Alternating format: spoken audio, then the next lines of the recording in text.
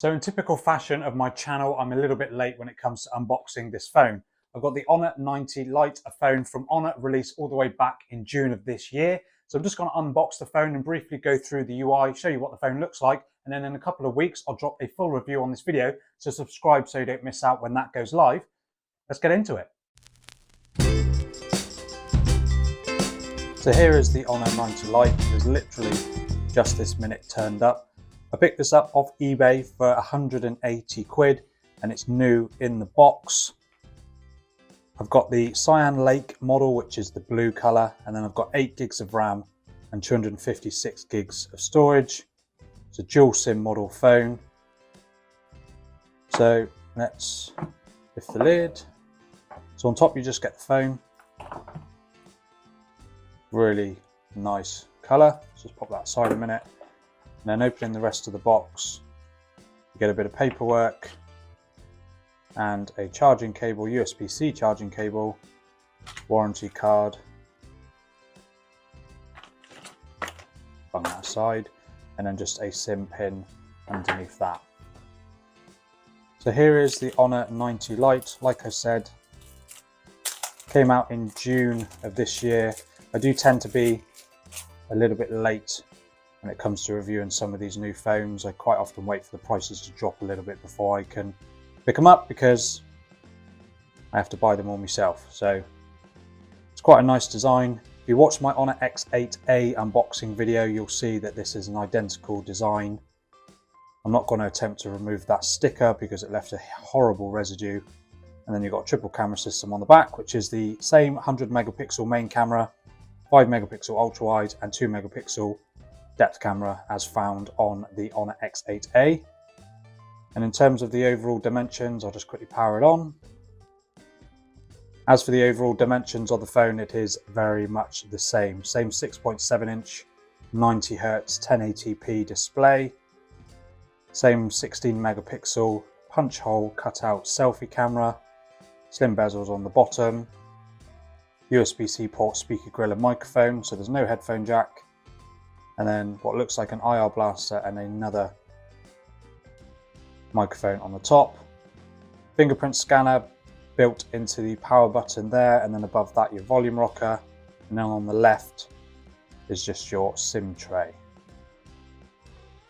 So I'll just go through some of these bits, just start up.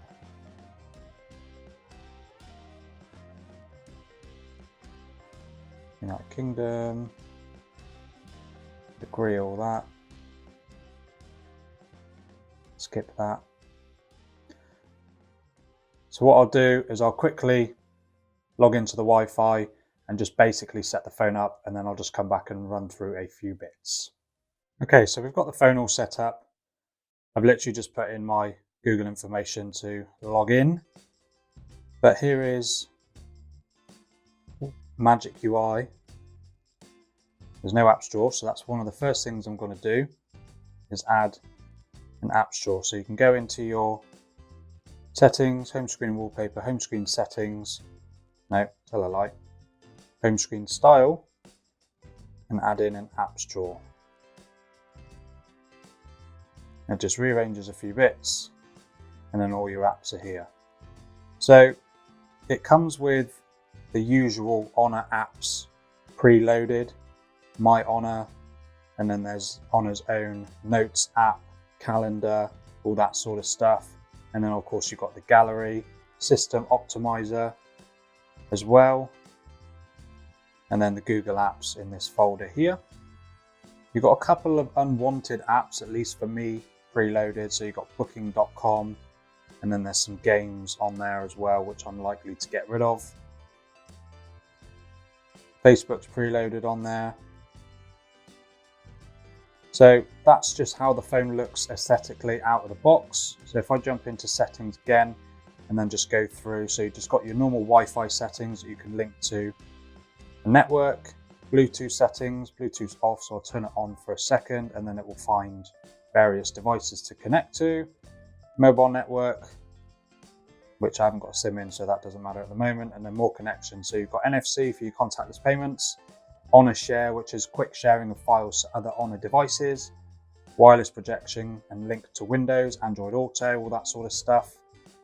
Home screen and wallpaper, so you can set your wallpapers from a few stock ones, and then of course you can download themes as well to really customize how you want your phone to look.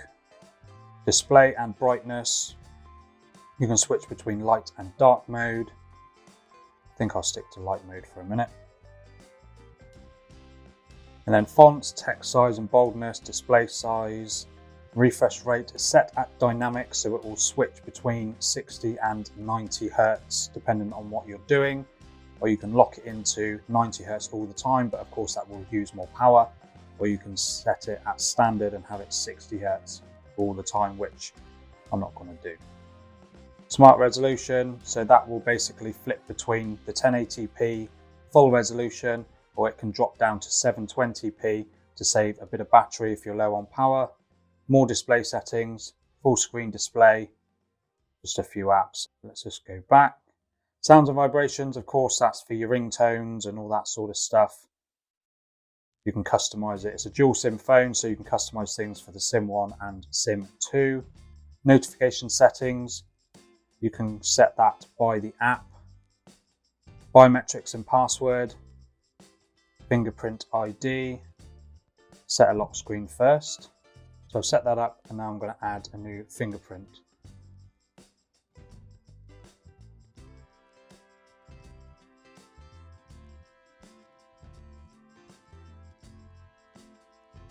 You do have to move your finger ever so slightly each time when you're enrolling your fingerprint.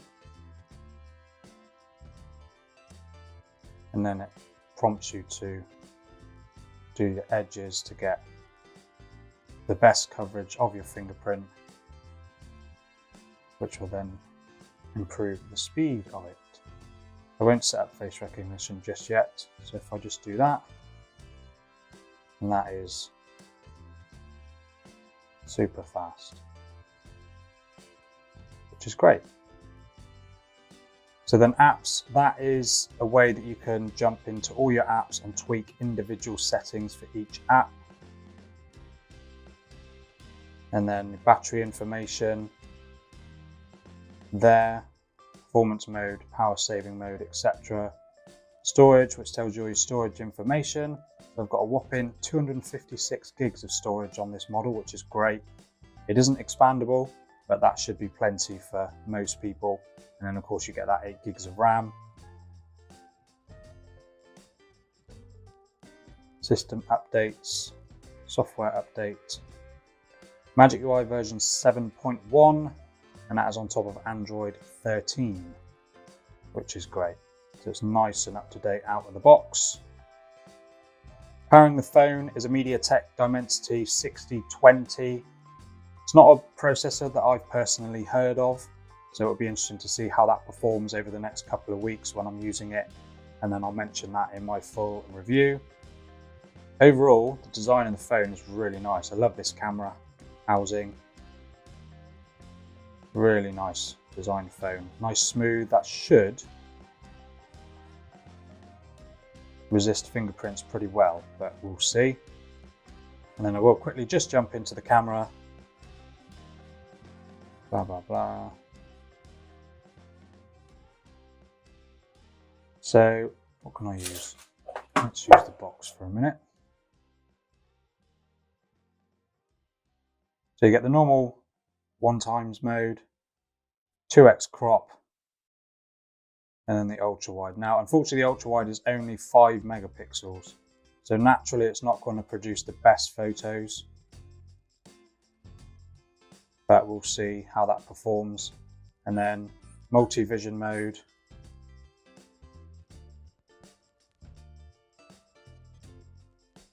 And then you've got a few extras there.